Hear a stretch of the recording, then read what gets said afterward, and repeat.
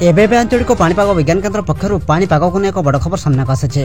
तेबे बर्तमान जहाँकि सूचना मिलूँ आज राज्य में वर्षा संभावना यही सब जिला को वार्निंग जारी कला पाणीपाग विभाग। तेबे एने क्यों सब जिला को केते मात्रा विपद रही संपूर्ण अपडेट यही वीडियो माध्यम जाना किंतु ता पूर्व वीडियो को गोटे लाइक करतु और वीडियो को आपण मान सांगसाथी मान अधिक अधिक मात्रा शेयर करतु। जदि आम चैनल आप प्रथम थर वीडियो देखुंते ताहले एबे ही चैनल को सब्सक्राइब करे पाखर था बेल आइकन को प्रेस करी ऑल नोटिफिकेशन ऑन कर रखंतु एवं आपण माने एही वीडियोटी को केउं जिल्ला देखुचंती आमको निहाती भाबरे गोटे कमेंट कर जणांतु। पाणीपाग विभाग तरफ मिलिथिबा सूचना अनुसार रातिरु मिलिबा स्वस्ति आसुची बड़ काल बैसाखी यार प्रभाव रे राज्य में प्रबल वर्षा सहित 19 तारिख अर्थात आज 22 तारिख जाए प्रबल वर्षा आवार संभावना रही। वर्षा और पवन पर सतर्कता जारी कला आंचलिक पाणीपाग विभाग।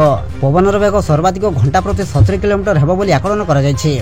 सेहिपरि काल बैसाखी समय किछि अंचल रे कुआपत्थर वर्षा आवार संभावना थिबा बेले आंचलिक पाणीपाग केन्द्र पक्षर सूचना प्रदान करा जायछि। पाणीपाग विभागर सूचना मुताबक 20 तारिख रु 22 तारिख जाए काल बैसाखीर अधिक प्रभाव देखा मिलिबो।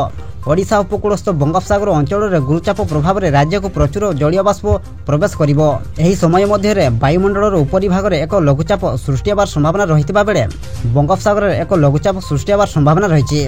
उष्म पवन स्पर्श में आसिले काल बैसाखी सृष्टि होबार संभावना रही जहाँ उत्तप्त वायुमंडल स्पर्श में आसिबा परे झड़ पवन सांग को वर्षा कराइबो। एहासह उपरी भाग में निम्नचाप रेखार उपस्थिति काल बैसाखी अत्यंत अनुकूल हेबो।